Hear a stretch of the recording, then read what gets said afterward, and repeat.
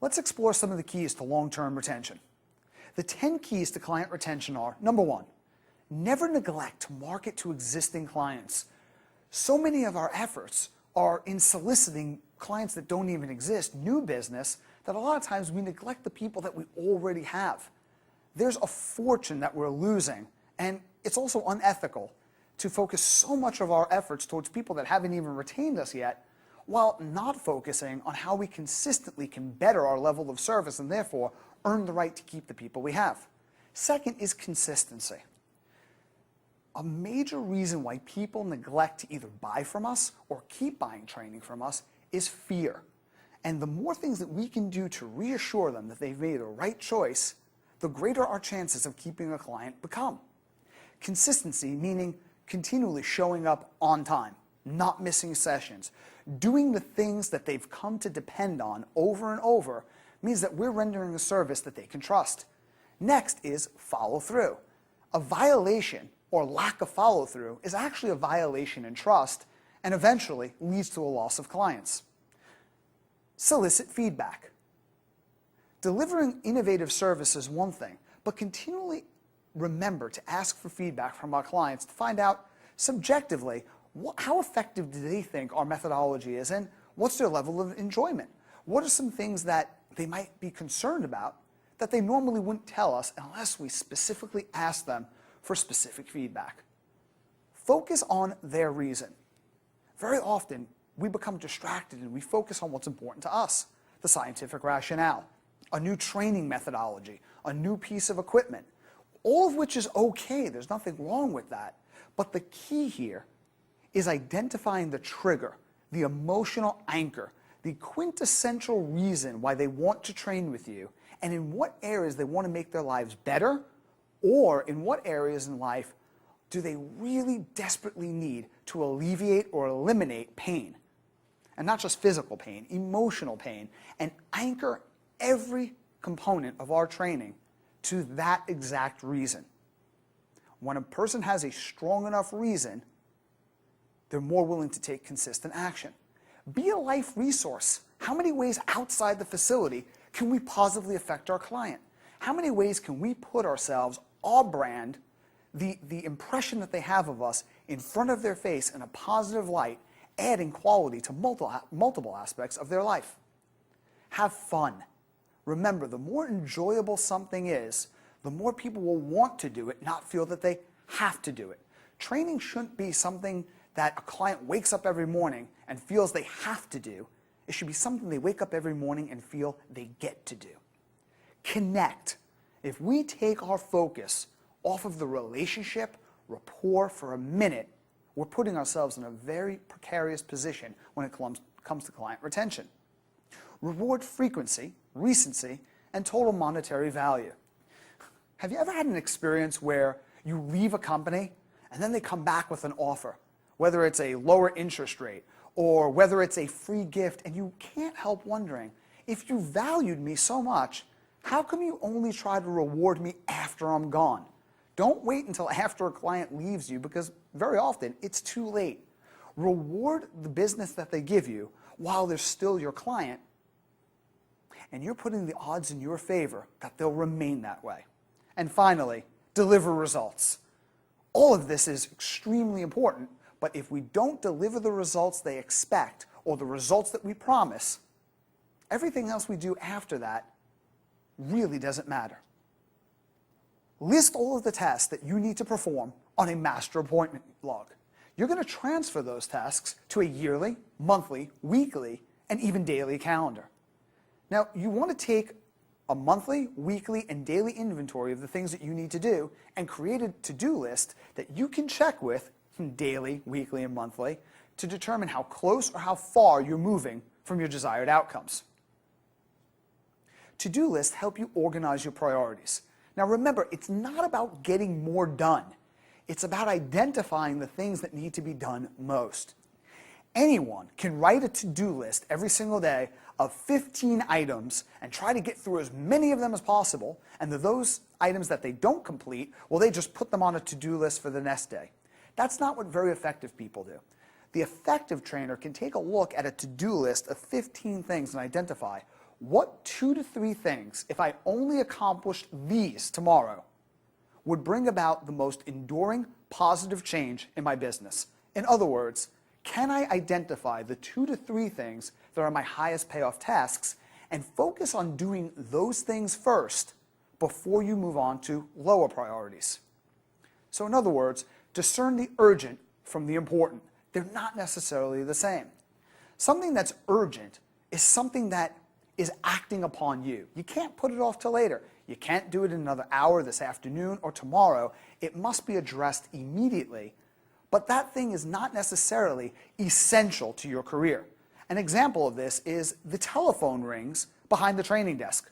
That's a ringing telephone, and that's an individual at the other end of the phone who has a question that you need to have answered. But when you pick up the phone, it might be urgent because it beckons immediate attention, but that might be somebody asking where the swimming pool is. And you're just simply telling them, well, I'm sorry, you have the wrong department, and transferring them to the right one. That's not going to have huge consequences on your career. Important things that are not urgent, however, are things like going to courses, studying, writing thank you cards for your clients, sitting down and trying to figure out more effective ways, more enjoyable ways to create programs for your clients that will bring about the results that they desire the most. You don't need to do it this moment. You could do it tomorrow. You could do it next week. But putting it off, or worse, neglecting to do it, can have serious negative consequences to your long-term success and the reputation that you cultivate or fail to cultivate within your career. When listing all of your things to do, you can use a priority management system. A very simple one is the ABCDE list. A are things on your to-do list that require action immediately. B are things that you need to get done, but you can get it done before the end of the day. C are things that are lower consequence activities. In other words, they can wait. D are things that should not be done by you directly. There might be someone else who could do it just as well, even better than you, so therefore D means delegate. And E are things that, if you did them really well, there really wouldn't be any positive consequences to doing them, and if you didn't do them, there wouldn't be any negative consequences to doing them. Therefore, they're a waste of your time. So E stands for eliminate. Plan your day the night before. Again, identify what are the 2 highest priority tasks on your list. Make sure they get done first. Take time every day to sit quietly and plan. You can use a personal management system, such as a handheld PC, and carry it with you everywhere so you constantly know where you are within your day. Determine what time of day you're most suited to perform certain tasks.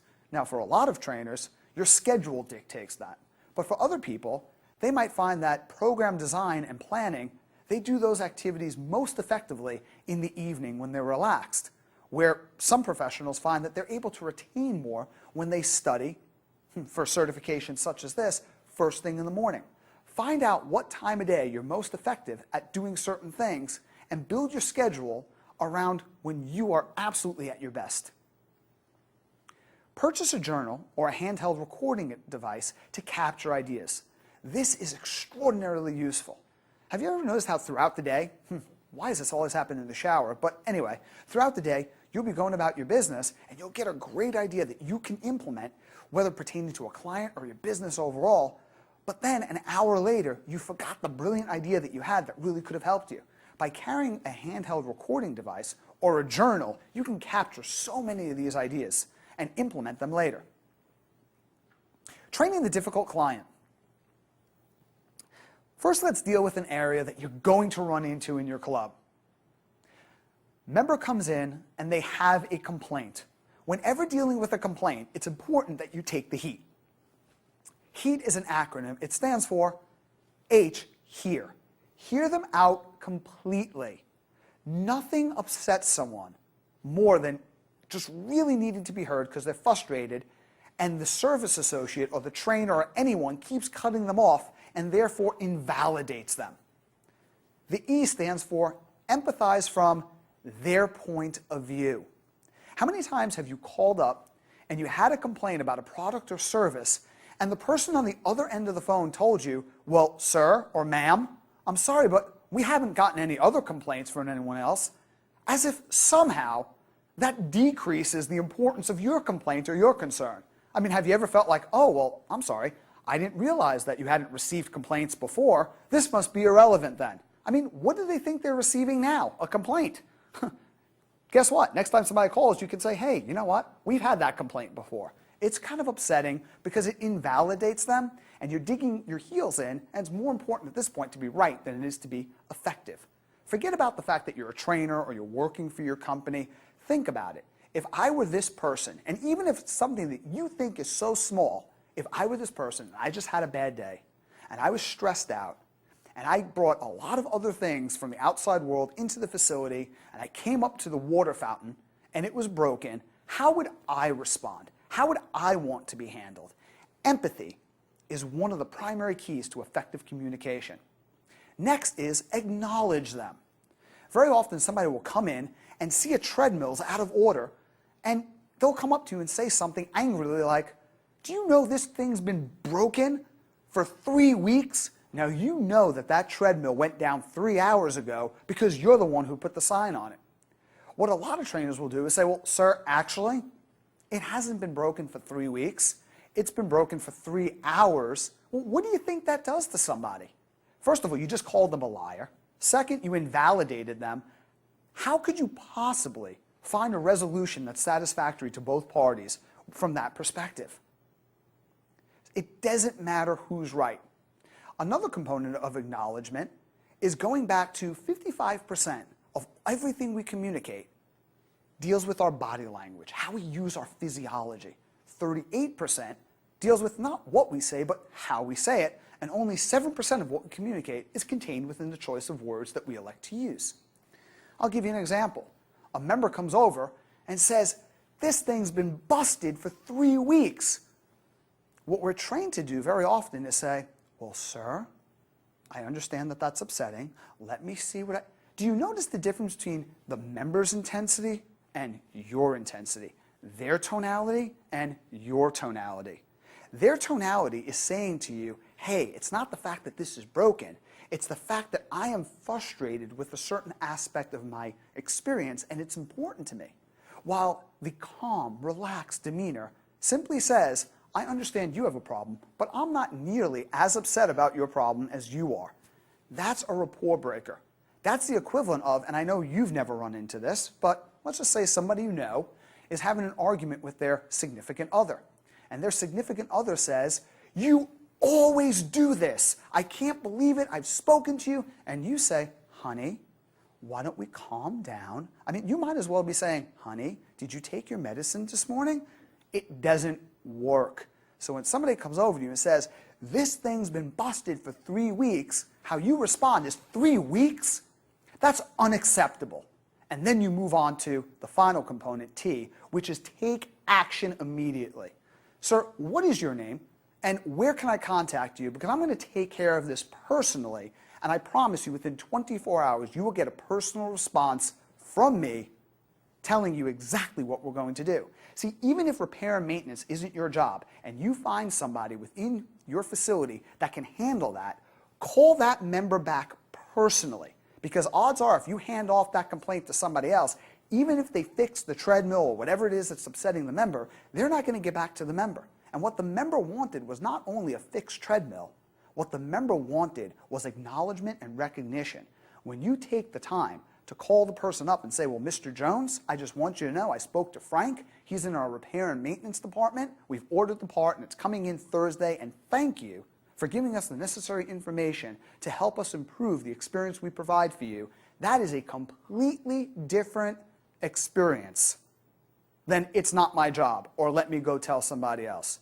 So remember, when receiving complaints, take the heat, hear them out completely, empathize from their point of view, acknowledge them, and take action immediately. Here's a couple of types of clients that you're going to run into. Some of them are comical, some of them are challenging, some of them are outright frustrating. First is the negativist.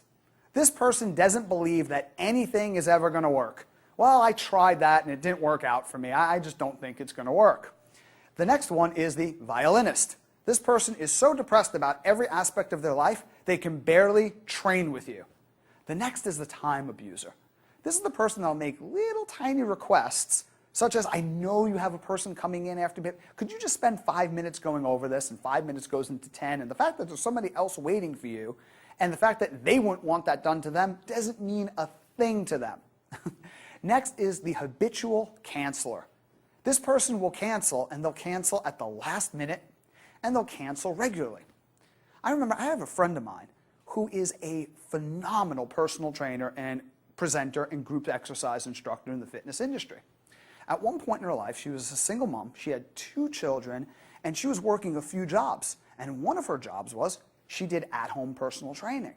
And I remember she used to tell me how frustrated she would get because she didn't have a cancellation policy in place, and every time she would go train this woman, and what's even worse is she would train multiple people in this person's household, so that wasn't just 1 session out of her day, it was 2, sometimes 3.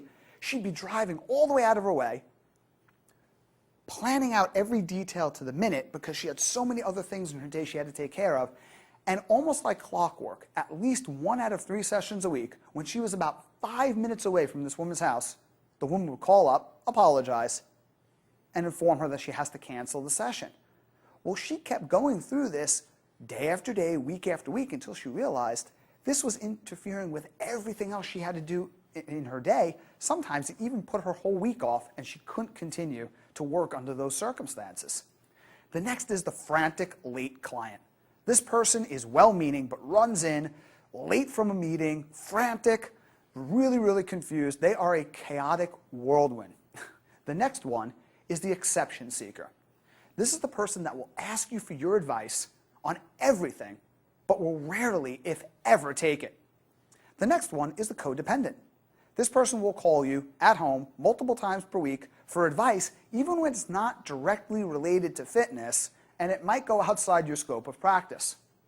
The next one is the hypochondriac. They obsess over their body until they believe that they found something that is finally wrong with them. And this person wants you, as their trainer, to diagnose it, tell them what it is, and what to do about it. Well, I don't think there's one right way to handle each and every circumstance, but here's 4 things you can do to lessen the occurrence that these things will happen to you, and if you encounter one of these types of people, and by the way, if you haven't already, you will, and deal with them accordingly. First thing is, be proactive. Set up expectations clearly up front. Not just your expectations, but what does the client expect to have happen? So both parties should establish a clear, written agreement pertaining to expectations and what the policies are. Number 2, scope of practice. The contract, or agreement if you like, should clearly detail what your scope of practice is and what it is not, and what things fall outside the scope of practice and therefore outside your scope of competency and would be inappropriate for you to address. Number 3, and this is always one of the most important things, communicate. Communicate consistently and often regarding your client's experience. What's their satisfaction? What's the degree that he or she feels that his or her expectations are being met and they're satisfied? The best time to address an issue is before it comes up, not after it's gotten blown up way out of proportion. And finally, confront issues directly. See, a lot of times, clients will think everything's okay and there's nothing wrong with their behavior, or conversely, nothing wrong with your behavior, but one or more parties are not really happy with a certain issue because there's a relationship there and somebody or both people are afraid to bring it up. Don't let this happen to you. If you suspect something's becoming an issue, address it. Address it professionally, empathetically, respectfully, but be direct and address it immediately. And finally, refer. When the client's making requests that are outside your scope of practice, refer them to a professional who's specifically trained to deal with that problem. If you and your client are having irreconcilable differences, find some other trainer. See, a lot of times referrals don't have to be a medical professional. It could be other trainers who do what you do that you work with and you know they have great skill, competency, and integrity, and there's nothing wrong after you've tried everything else with referring one client to to another trainer who might be a better complement based on their disposition and personality traits to the individual that you have. I would prefer this to getting to the point where your client's dissatisfied or you're dissatisfied, and then you lose the client, then they don't train, so you lose, the client misses out, and the company that you work for misses out because now they have an unhappy or maybe a former member. Even if your client doesn't get on with you or some aspect of the relationship isn't working, doesn't mean that you're not a good trainer or they're not a good client. It just means it's not a good fit. They deserve to have someone who can still address their needs. The last resort is if you cannot find a solution or a professional who can best meet your client's need. Integrity would state that what we need to do at this point is consider terminating the relationship and respectfully sitting down with our client, explaining why you feel this isn't working out, why you're considering letting them go, and if something can't be done at that point to resolve the issue, letting them go out on their own.